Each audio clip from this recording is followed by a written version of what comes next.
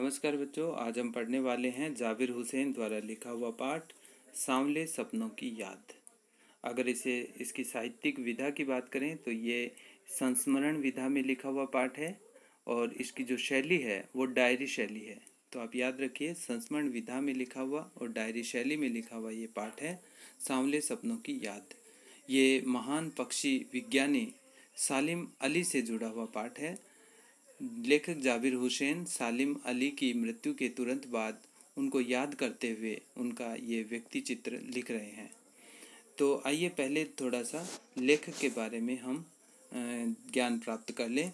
लेखक का नाम है जाबिर हुसैन। जाबिर हुसैन का जन्म सन 1945 में गांव नौनही, राजगीर, जिला नालंदा, बिहार में हुआ। इनकी जो प्रमुख रचनाएं हैं वो है जो आगे हैं, डोला बेबी का मजार, अतीत का चेहरा, लोगां, एक नदी, रेत भरी, ये इनकी प्रमुख रचनाएं हैं। अब इस पाठ के बारे में थोड़ी जानकारी प्राप्त कर लेते हैं। जैसा कि मैं आपको बता चुका हूँ कि ये पक्षी विज्ञानी यानी कि बर्ड वाचर सालिम अली के जीवन से जुड़ा हुआ पाठ है।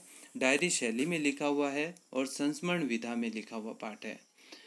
प्रस्तुत पाठ जून 1987 में प्रसिद्ध पक्षी विज्ञानी सालिम अली की मृत्यु के तुरंत बाद डायरी शैली में लिखा गया संस्मरण है।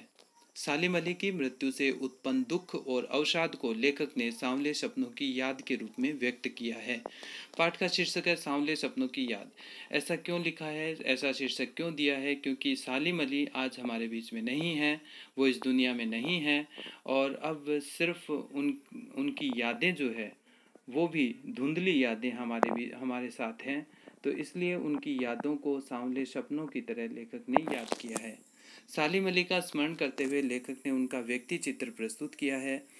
व्यक्ति चित्र ऐसा चित्र जो कि शब्दों द्वारा लेखक बनाता है किसी व्यक्ति का, यानी कि शब्दों को पढ़ करके हमारे मस्तिष्क में किसी व्यक्ति की तस्वीर साकार हो उठे तो वो व्यक्ति चित्र है।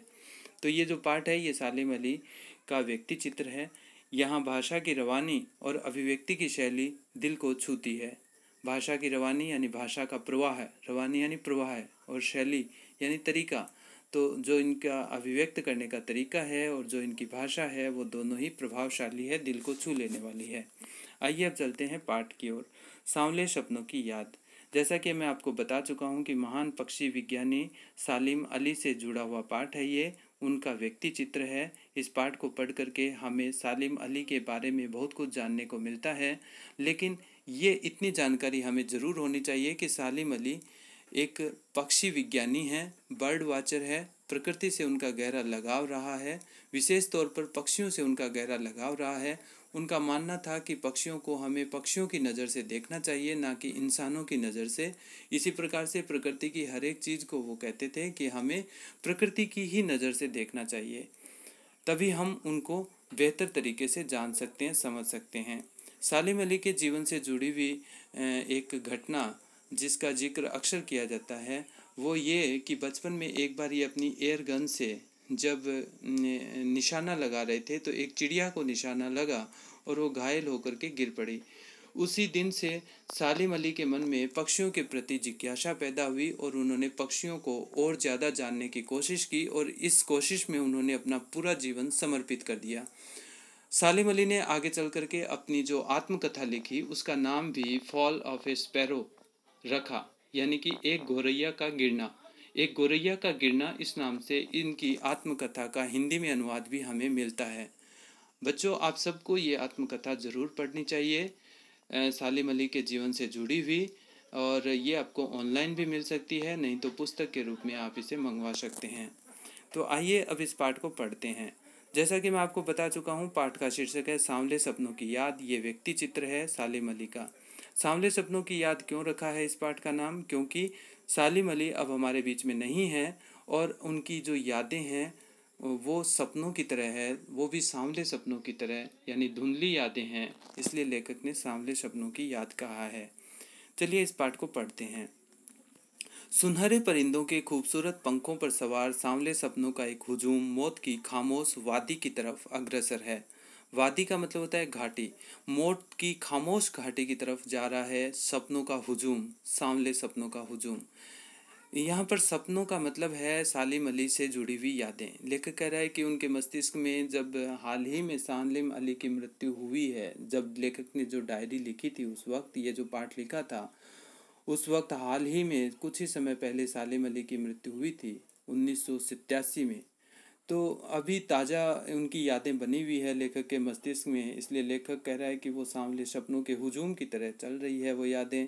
कोई रोक टोक सके कहाँ संभव है। यानी अब मृत्यु के पथ पर जो चल पड़ा है, यानी कि जिसकी मृत्यु हो चुकी है, उसे भला कौन कोई रोक सकता है। इस हुजूम में आगे आगे चल रहे हैं सालिम अली, अपने कंधों पर सैलानियों की तरह अपने अंतहीन सफ़र का बोझ उठाए। जैसे सैलानी यानी कि जो घूमने के लिए जो लोग आते हैं, एक स्थान से दूसरे स्थान पे जाते हैं, वो अपने कंधों पे पूरा बोझ उठा के रखते हैं।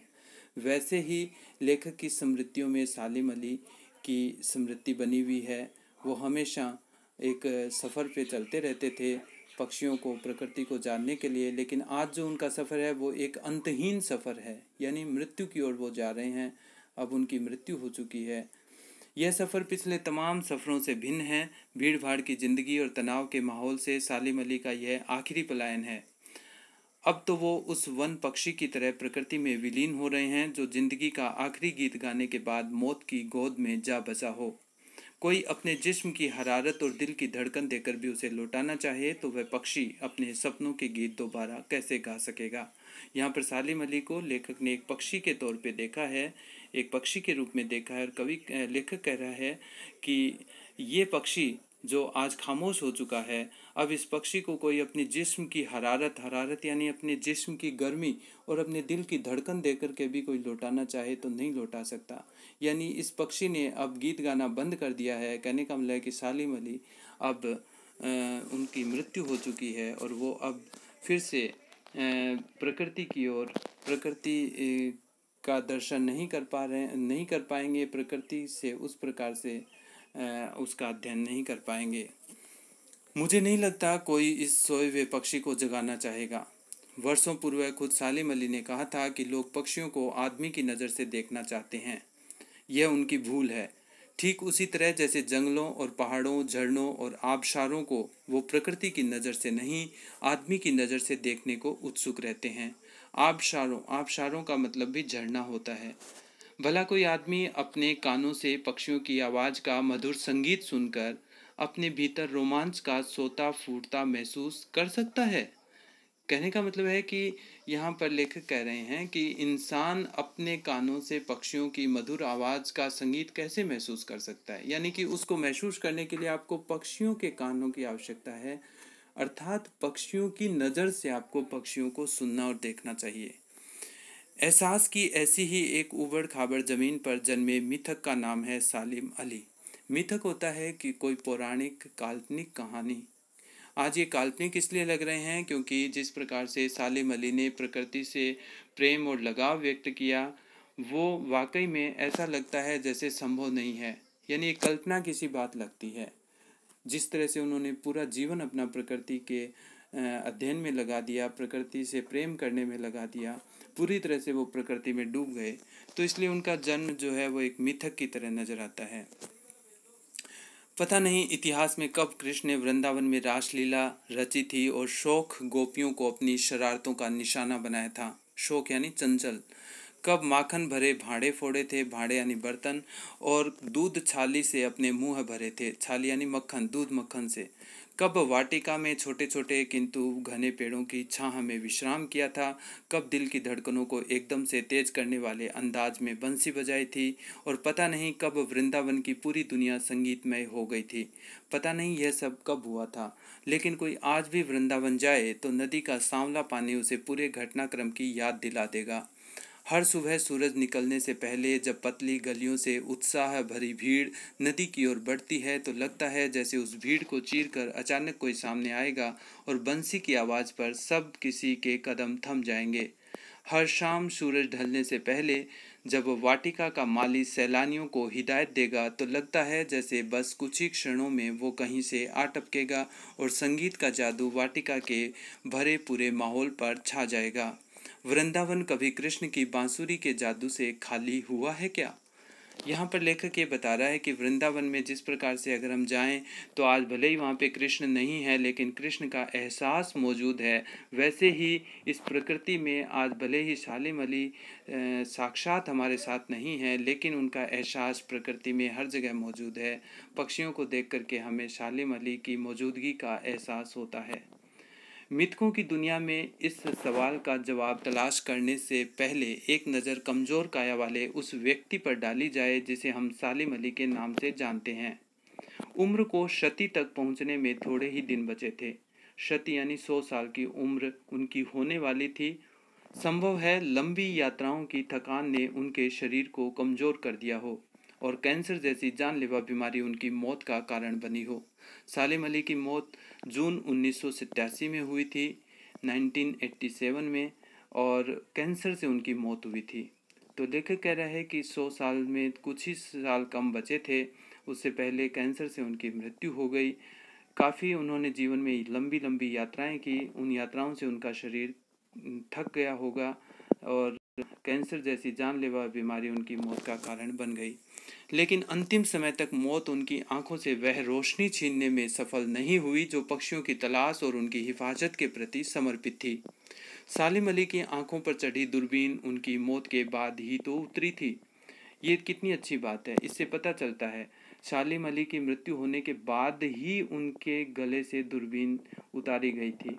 इससे पता चलता है कि सालिम अली अपने कार्य के प्रति, प्रकृति के प्रति प्रेम दर्शाने में, प्रकृति का अध्ययन करने के लिए कितने समर्पित थे। प्रकृति के हर एक चीज़ में वो कितने डूब गए थे कि उनकी दूरबीन हमेशा उनके साथ रहती थी।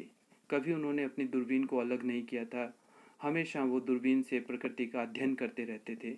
तो इससे सालिम अली का अपने कार्य के प्रति, अपने शौक़ के प्रति जो रुचि है, सालिम अली की जो अपने कार्य के प्रति जो समर्पण है, वो नज़र आता है। उन जैसा बर्ड वाचर शायद ही कोई हुआ हो, लेकिन एकांत क्षणों में सालिम अली बिना दूरबीन भी देखे गए हैं।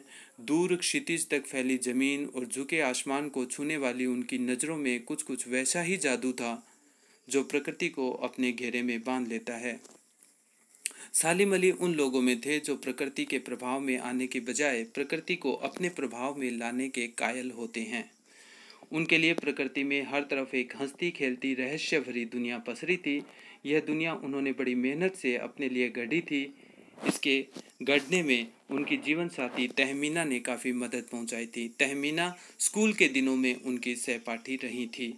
तहमीना सालिम अली की पत्नी का नाम है। स्कूल के समय से ही वो साथ में पढ़ रही थी और प्रकृति को जानने, समझने और प्रकृति का अध्ययन करने में तहमीना का भी बहुत बड़ा योगदान था। उन्होंने भी सालिम अली को कदम कदम पे अपना सहयोग दिया। अपने लंबे रोमांचकारी जीवन में ढेर सारे अनुभवों के मालिक सालिम अली एक दिन केरल की साइलेंट वैली को रेगिस्तानी हवा के झोंकों से बचाने का अनुरोध लेकर चौधरी चरण सिंह से मिले थे। वे प्रधानमंत्री थे। चौधरी साहब गांव की मिट्टी पर पड़ने वाली पानी की पहली बूंद का असर जानने वाले नेता थे। पर्यावरण के संभावित खतरों का जो चित्र सालिम अली ने उनके सामने रखा, उसने उनकी आंखें नम कर दी थी। सालिम अली केरल में एक साइलेंट वैली नाम की जगह है, नीरव घाटी जिसे हिंदी में कहते हैं, जहाँ पर प्रकृति बहुत ही सुंदर रूप में अपना दर्शन देती है। प्रकृति बहुत ही खूबसूरत तरीके से वहाँ हमें दिखाई देती है। तो उस प्रकृति के सुंदर रूप पर जो पर्यावरण का प्रदूषण और जो रेगिस्तानी हवाओं का प्रभाव है वो पड़ने लग गया है, जिससे कि वो उसकी सुंदरता धीरे धीरे खोती जा रही है, नष्ट होती जा रही है। तो इसी मुद्दे को उठाने के लिए सालिम अली उस समय के प्रधानमंत्री चौधरी चरण सिंह से मिले थे। साइलेंट वैली की पारिस्थितिकी को, उसके पर्यावरण को बचाने की बात उठाने के लिए, और उन्होंने उस समय प्रकृति के साथ हो रही उस छेड़छाड़ का इस प्रकार से चित्रण किया था कि उस समय चौधरी चरण सिंह की आंखें भी नम हो गई थी। उनकी आंखों में सालिम अली द्वारा ये बातें सुन करके आंसू आ गए थे। तो इससे पता चलता है कि सालिम अली प्रकृति के प्रति कितना संजीदा थे, वो प्रकृति से कितना लगाव रखते थे, इसलिए साइलेंट वैली की चिंता उन्हें थी। आज सालिम अली नहीं है, चौधरी साहब भी नहीं है। कौन बचा है जो अब सौंधी माटी पर उगी फसलों के बीच एक नए भारत की नींव रखने का संकल्प लेगा? कौन बचा है जो अब हिमालय और लद्दाख की बर्फीली ज़मीनों पर जीने वाले पक्षियों की वकालत करेगा? सालिम अली ने अपनी आत्मकथा का नाम रखा था फॉल ऑफ ए स्पैरो। मुझे याद आ गया, D.H. लॉरेंस की मौत के बाद लोगों ने उनकी पत्नी फ्रीडा लॉरेंस से अनुरोध किया था कि वह अपने पति के बारे में कुछ लिखे। फ्रीडा चाहती तो ढेर सारी बातें लॉरेंस के बारे में लिख सकती थी, लेकिन उसने कहा, मेरे लिए लॉरेंस के बारे में कुछ लिखना असंभव सा है। मुझे महसूस होता है मेरी छत पर बैठने वाली गौरैया लॉरेंस के बारे में ढेर सारी बातें जानती है, मुझसे भी ज़्यादा जानती है। वो सचमुच इतना खुला खुला और सादा दिल आदमी था। मुमकिन है लॉरेंस मेरी रगों में, मेरी हड्डियों में समाया हो, लेकिन मेरे लिए कितना कठिन है उसके बारे में अपने अनुभवों को शब्दों का जामा पहनाना। मुझे यकीन है मेरी छत पर बैठी गौरैया उसके बारे में और हम दोनों ही के बारे में मुझसे ज़्यादा जानकारी रखती है। D.H. लॉरेंस का यहाँ पर जिक्र हुआ है। D.H. लॉरेंस एक अंग्रेजी लेखक थे जिनका प्रकृति से बहुत गहरा जुड़ाव था, बहुत गहरा लगाव था, और सालिम अली की तरह ही उन्होंने प्रकृति के प्रेम में बहुत सारी रचनाएं लिखी। तो जब उनकी मृत्यु हो गई तो उनकी पत्नी फ्रीडा लॉरेंस से लोगों ने कहा कि आप D.H. लॉरेंस के बारे में कुछ लिखिए। तो फ्रीडा लॉरेंस ने कहा था कि मैं उनके बारे में इतना नहीं जानती जितना कि मेरे घर में, मेरे बालकनी में बैठी हुई गौरैया उनके बारे में जानती है। ऐसा क्यों कहा? ऐसा इसलिए कहा क्योंकि D.H. लॉरेंस का प्रकृति के प्रति और पक्षियों के प्रति इतना गहरा लगाव था कि पक्षी भी उनकी हर एक चीज़, हर एक बात को जानते थे। ठीक उसी तरह से यहाँ पर लेखक सालिम अली को बताना चाहता है कि सालिम अली भी प्रकृति के साथ D.H. लॉरेंस की तरह ही जुड़े हुए थे। जटिल प्राणियों के लिए सालिम अली हमेशा एक पहेली बने रहेंगे। बचपन के दिनों में उनकी एयर गन से घायल होकर गिरने वाली नीले कंठ की वह गौरैया सारी जिंदगी उन्हें खोज के नए नए रास्तों की तरफ ले जाती रही। जिंदगी की ऊंचाइयों में उनका विश्वास एक क्षण के लिए भी डिगा नहीं। वो लॉरेंस की तरह नैसर्गिक जिंदगी का प्रतिरूप बन गए थे। नैसर्गिक यानी प्राकृतिक, प्राकृतिक जिंदगी का एक प्रतिरूप बन गए थे, यानी मॉडल बन गए थे। कहने का मतलब पूरी तरह से वो प्रकृति में डूब गए थे। सालिम अली प्रकृति की दुनिया में एक टापू बनने की बजाय अथाह सागर बनकर उभरे थे। ये बहुत महत्वपूर्ण बात है। पाठ के अंत में ये प्रश्न भी है कि सालिम अली प्रकृति की दुनिया में एक टापू बनने की बजाय अथाह सागर बनकर उभरे, बताइए कैसे, या इसे स्पष्ट कीजिए। ऐसा इसलिए कहा है लेखक ने क्योंकि टापू बहुत छोटा होता है और सागर जो है वो बहुत बड़ा होता है। सागर की सीमाएं बहुत विस्तृत होती है, टापू की सीमाएं बहुत छोटी होती है। तो सालिम अली ने प्रकृति को एक टापू की तरह नहीं अपितु एक सागर की तरह जाना।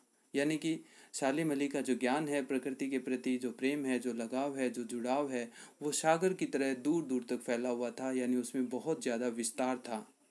इसलिए सालिम अली को प्रकृति की दुनिया में एक सागर बताया गया है, एक टापू की बजाय। जो लोग उनके भ्रमणशील स्वभाव और उनकी यायावरी से परिचित हैं, उन्हें महसूस होता है कि वो आज भी पक्षियों के सुराग में ही निकले हैं और बस अभी गले में लंबी दूरबीन लटकाए अपने खोजपूर्ण नतीजों के साथ लौट आएंगे। जब तक वो नहीं लौटते, क्या उन्हें गया हुआ मान लिया जाए? मेरी आंखें नम हैं, सालिम अली तुम लौटोगे ना? यानी सालिम अली की मृत्यु हो चुकी है, लेकिन लेखक को यकीन नहीं हो रहा है कि वो आज हमारे बीच नहीं है। अभी भी लेखक को ऐसा लगता है जैसे सालिम अली अभी दूरबीन लटकाए कहीं निकले होंगे, कहीं सफ़र पे होंगे और वो वापस लौट के आएंगे। तो ये सालिम अली से जुड़ा हुआ एक व्यक्ति चित्र है जो कि संस्मरण विधा में डायरी शैली में लिखा हुआ है।